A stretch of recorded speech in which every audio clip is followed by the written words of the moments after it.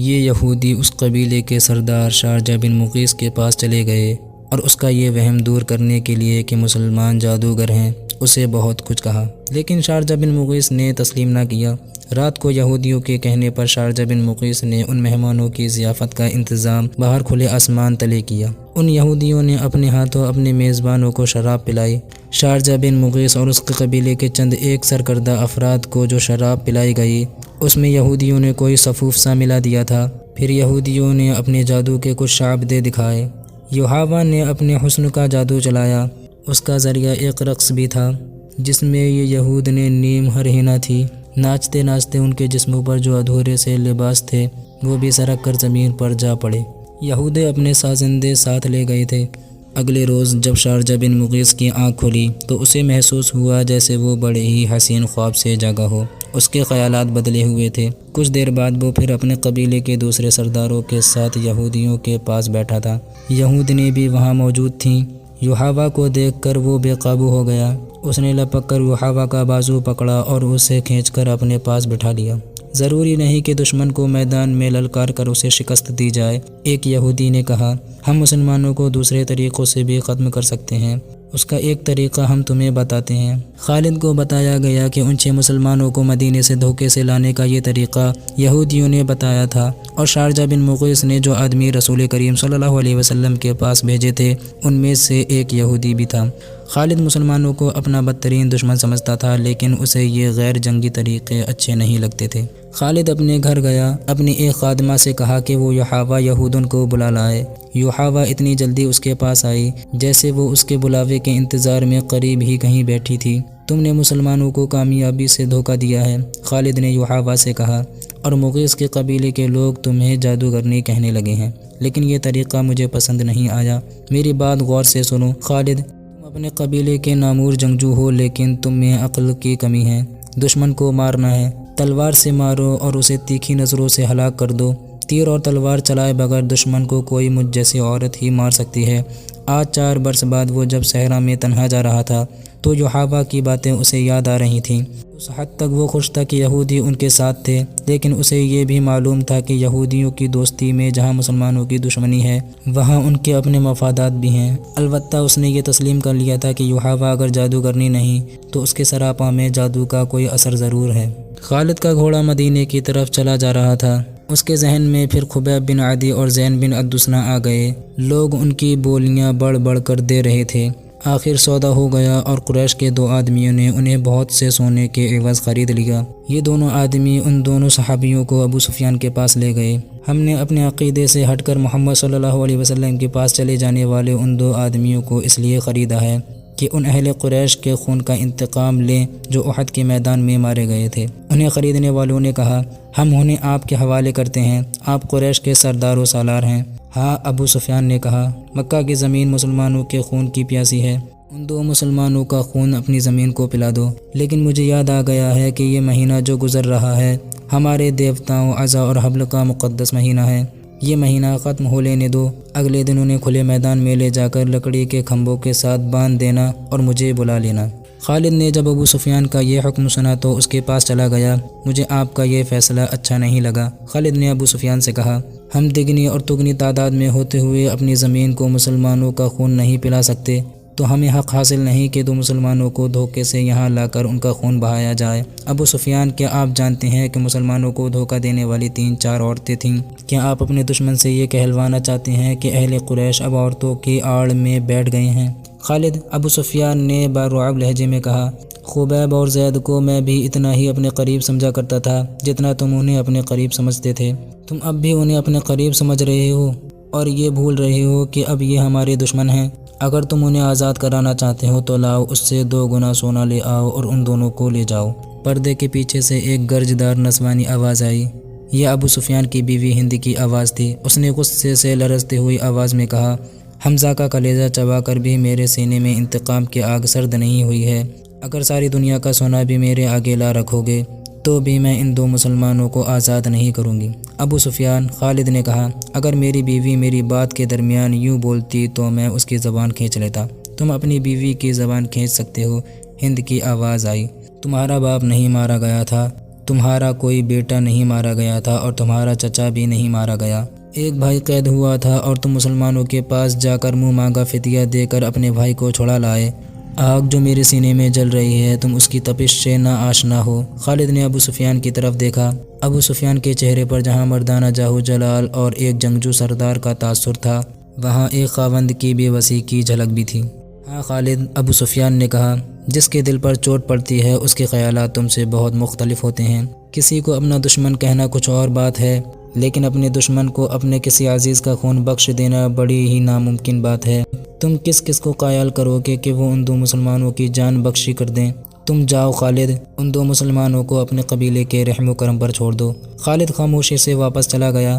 پھر خالد کو وہ بھیانک منظر یاد آیا جب باہر میدان میں لکڑی کے دو کھمبوں کے ساتھ خبیب اور زید بندھے ہوئے کھڑے تھے۔ تماشائیوں کا چیختا چلاتا ہوا ہجوم اکٹھا ہو گیا تھا۔ ادھر سے ابو سفیان اور ہند گھوڑوں پر سوار ہجوم میں داخل ہوئے۔ ہجوم کے نعرے اور انتقامی نعرے پہلے سے زیادہ بلند ہو گئے۔ اگر اس ہجوم میں کوئی خاموش تھا تو وہ خالد تھا۔ ابو سفیان گھوڑے پر سوار دونوں قیدیوں کے قریب گیا اور دونوں نے اس سے کہا کہ وہ زندگی کی آخری نماز پڑھنا چاہتے ہیں۔ ابو سفیان نے انہیں اجازت دے دی۔ خالد اب مدینہ کی طرف جا رہا تھا۔ اسے جب وہ منظر یاد آیا کہ دونوں قیدیوں کے ہاتھ کھول دیے گئے اور وہ قبیلہ روح ہو کر نماز پڑھنے لگے، خالد پر اس وقت جو اثر ہوا تھا وہ اب 4 برس بعد اس کی ذات سے ابھر آیا۔ گھوڑے کی پیٹھ پر بیٹھے بیٹھے خالد کا سر جھک گیا۔ خبیب بن عدی اور زید بن الدسنہ ہجوم کی چیخ و پکار سے لا تعلق، اپنی موت سے بے پردہ خدا کے حضور رکوع سجود میں محو تھے۔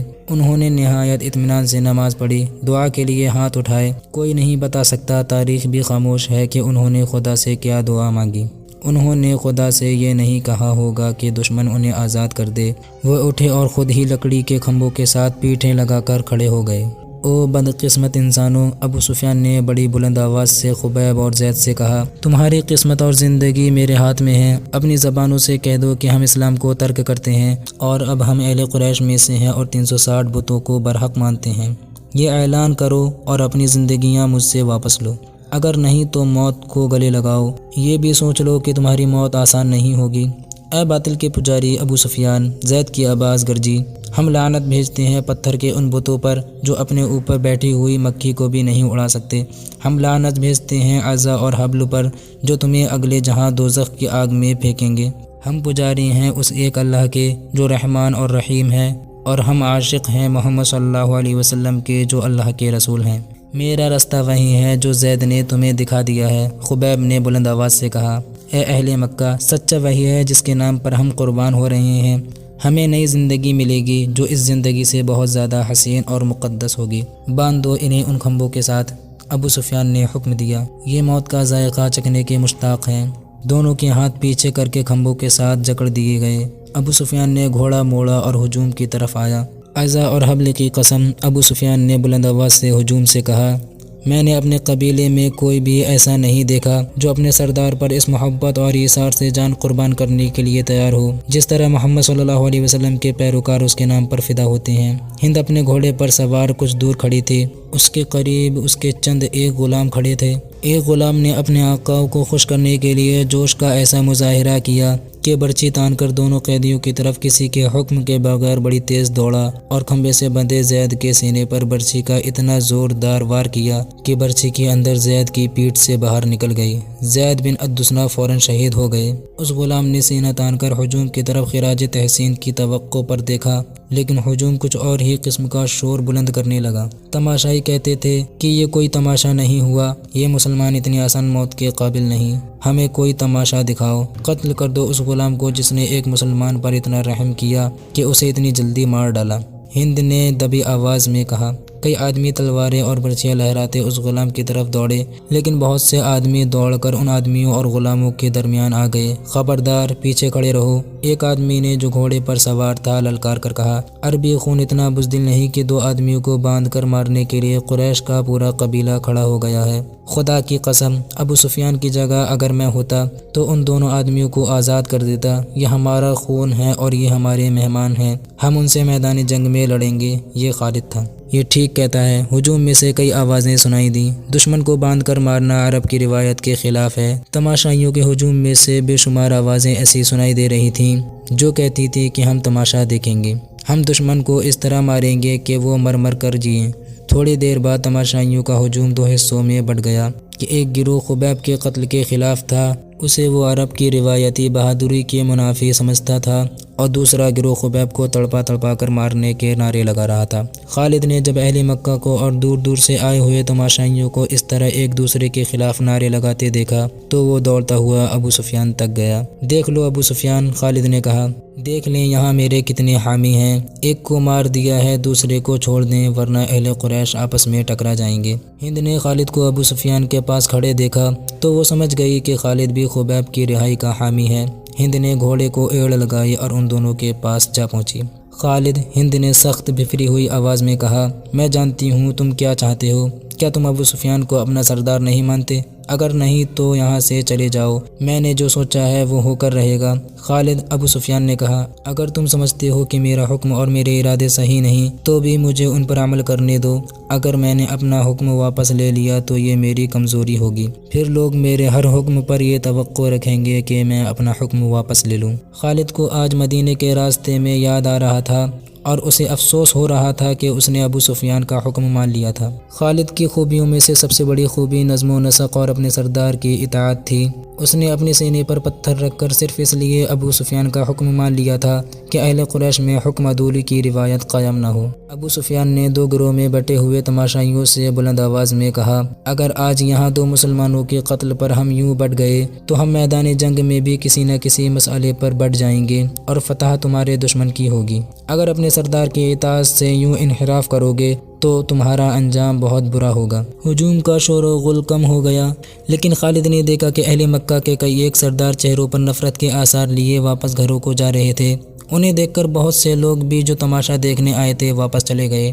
خالد وہاں نہیں رکنا چاہتا تھا، لیکن وہ خطرہ محسوس کر رہا تھا کہ دونوں گروہ آپس میں ٹکرا جائیں گے۔ اس کے اپنے قبیلے کے زیادہ تر لوگ تماشائیوں میں موجود تھے، وہ کم از کم اپنے قبیلے کو اپنے قابو میں رکھ سکتا تھا۔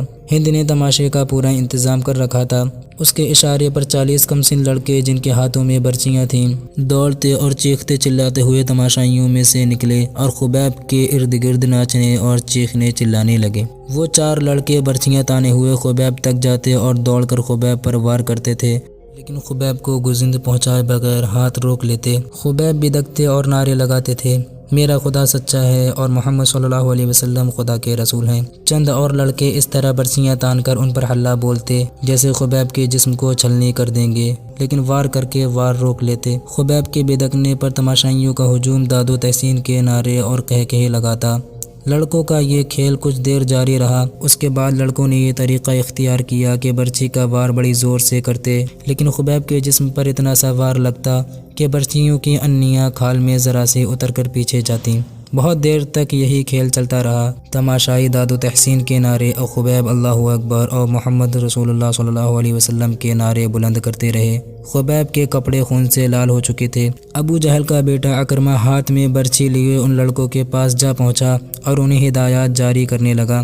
لڑکے اب اپنی برچیاں خبیب کے جسم میں چبو رہے تھے، وہ گول دائرے میں گھومتے اور ناچتے تھے۔ خبیب کے جسم کا کوئی بھی حصہ ایسا نہ رہا جہاں برچھی نہ چبھی ہو اور وہاں سے خون نہ ٹپک رہا ہو۔ ان کے چہرے پر بھی برچھی ماری گئی۔ جب بہت دیر گزر گئی اور لڑکے ناچ ناچ کر اور برچیاں چبو چبو کر تھک گئے تو اکرمہ نے لڑکوں کو وہاں سے ہٹا لیا۔ خبیب خون میں نہائے ہوئے تھے اور ابھی زندہ تھے، وہ ہر طرف دیکھ رہے تھے، ان کے نعروں میں کمی نہیں آئی تھی۔ اکرمہ ان کے سامنے کھڑا ہو گیا اور برچھی تان کر خبیب کے سینے میں اتنی زور سے مارے کہ فاصلہ کم ہونے کی وجہ سے برچھی خبیب کے جسم سے پار ہو گئی۔ خبیب شہید ہو گئے، ان کی لاشیں یہیں بندھی رہنے دو۔ ہند کی گرجدار آواز سنائی دی، اب کئی دن ان کی لاشوں کے گلنے سڑنے کا تماشا دیکھتے رہو۔ دوستو، یہ تھی ہماری آج کی ایپیسوڈ، امید کرتے ہیں آپ کو پسند آئی ہوگی۔ جانے سے پہلے لائک، کامنٹ، شیئر لازمی کریں اور اگر چینل پر نئے ہیں تو سبسکرائب لازمی کر لیں اور بیل آئیکن کو پریس کر لیں تاکہ ہماری آنے والی ویڈیوز کا نوٹیفیکیشن آپ کو پہلے سے مل سکے۔ اگلی ایپیسوڈ تک اپنا خیال رکھیں۔ اللہ حافظ۔